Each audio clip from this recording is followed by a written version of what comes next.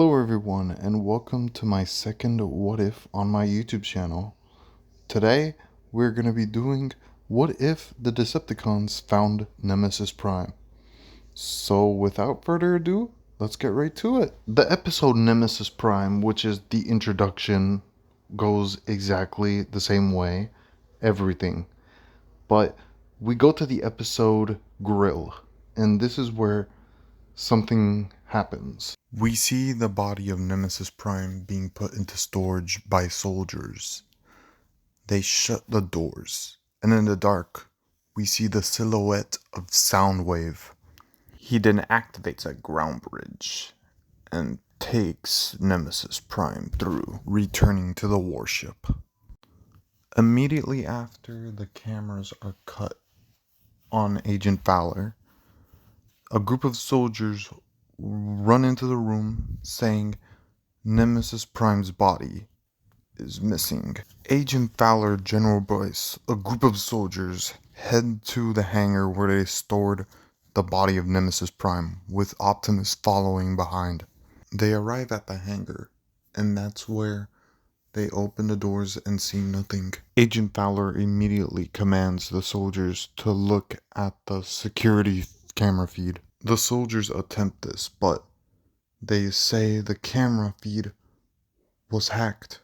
There's no footage of who or what took Nemesis Prime. We then zoom into Optimus's worried face. Now we cut back to the Nemesis, where we see Megatron, Knockout, and Soundwave in the laboratory with Nemesis Prime on the stool.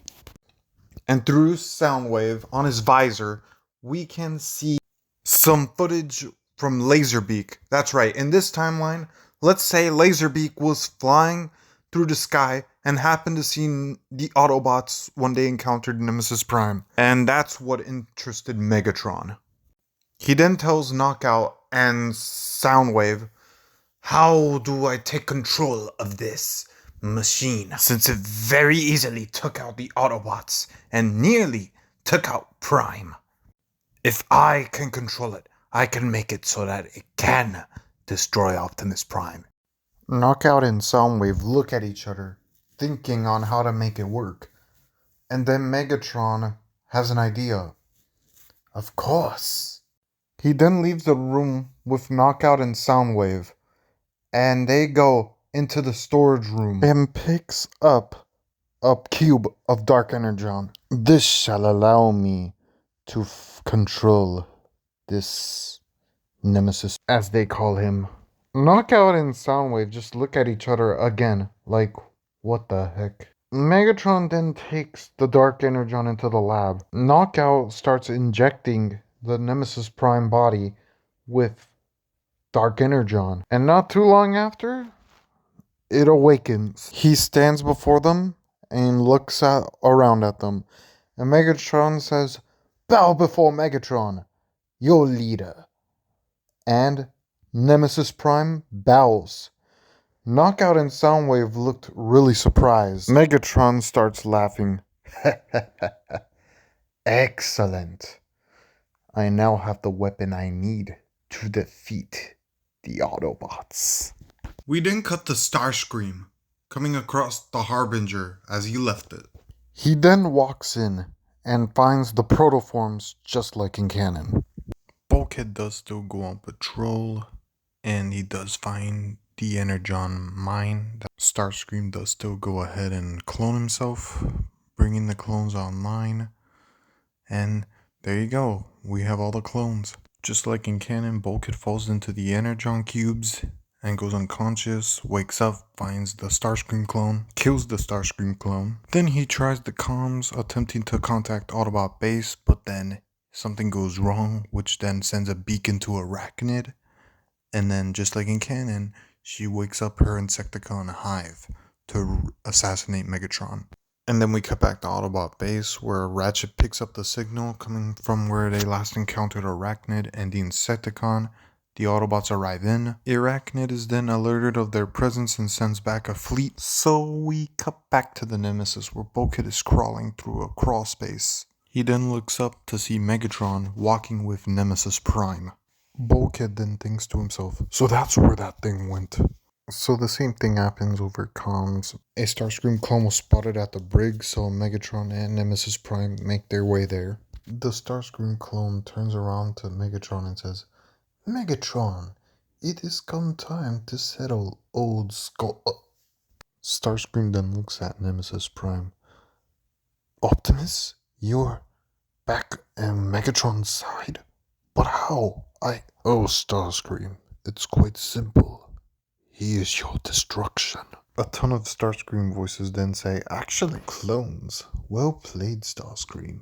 If you are actually here among your underlings. Then the whole part happens where Megatron tries to trick the Starscream clones to his side. The Starscream clones then take aim at both Nemesis Prime and Megatron, and then the hive swarms the ship. The Starscream clones collapse, and one of them looks up to see Nemesis Prime with his blaster pointed, and he shoots. Megatron kills the rest of the Starscream clones, except for one, which manages to escape. Megatron then sees the Decepticons attacking through the view screen. He and Nemesis Prime decide to join the battle. With the same thing happening, Arachnid going into stasis, the Decepticons falling under Megatron's command. In this timeline, Bulkhead obviously still destroys the Nemesis core, causing it to go down and have a crash landing, and it being stuck on a hill, and Bulkhead retreats off the warship. Soon enough, Bulkhead returns to base and informs the Autobots of what happened to him today, and tells Optimus that Nemesis Prime is in the hands of Megatron. Meanwhile, back at the Harbinger, Starscream's clone comes back to report to Starscream about their failure to assassinate Megatron, and Optimus Prime returning to the Decepticon faction. And in this timeline, the Starscream clone does not attempt to kill the main Starscream. So, meaning there's two Starscreams online, the clone and the main one. The Starscream clone does not die. Starscream keeps him around because he realizes that the cons are growing and things are becoming different. So he keeps the one clone around.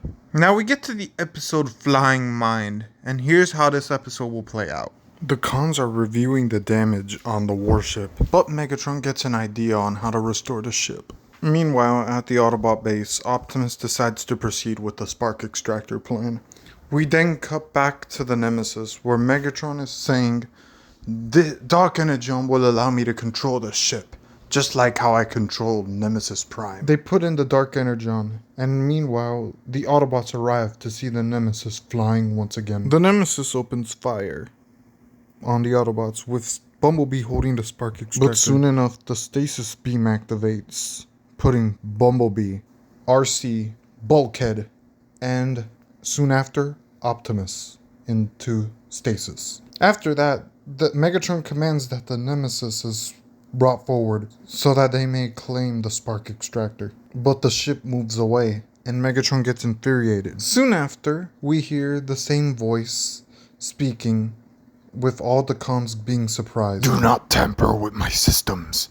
This will be your only warning. Megatron then says, you see, this ship is nothing much but an extension of my very will. Then the ship says, your will is nothing. Then says, you're no longer in command. Then shoots Megatron with some sort of Dark Energon beam. And then very soon, Megatron orders the cons to disconnect all power relays to the ship and regain control. We slowly start seeing Decepticons getting mobilized. Soundwave, Dreadwing, and Knockout. Soon enough, we see Megatron get put into stasis as well. The humans still sneak on board the Nemesis to stick to the original plan. They download the chip into the computer, and then Agent Fowler gets immobilized just like in canon. Jack, Miko, and Raph are running through the hallways, but then they see Nemesis Prime. Nemesis Prime cannot be immobilized, as they see this happen before their eyes. So an immobilization beam hits Nemesis Prime. He gets immobilized for 1 second, but he has Dark Energon within him as well. so he does not get immobilized. He has like an immunity to the immobilization because the warship is also powered by Dark Energon. We hear Megatron's voice within Nemesis Prime saying, "Ah, so this body is immune to Dark Energon." And if you guys are wondering, how is Megatron speaking through Nemesis Prime? Well, let me explain. In this timeline, Nemesis Prime was the first ever thing that Megatron was able to control with Dark Energon. They have a Dark Energon link, meaning since Megatron was immobilized, he is somehow still able to control Nemesis Prime using his mind, even immobilized.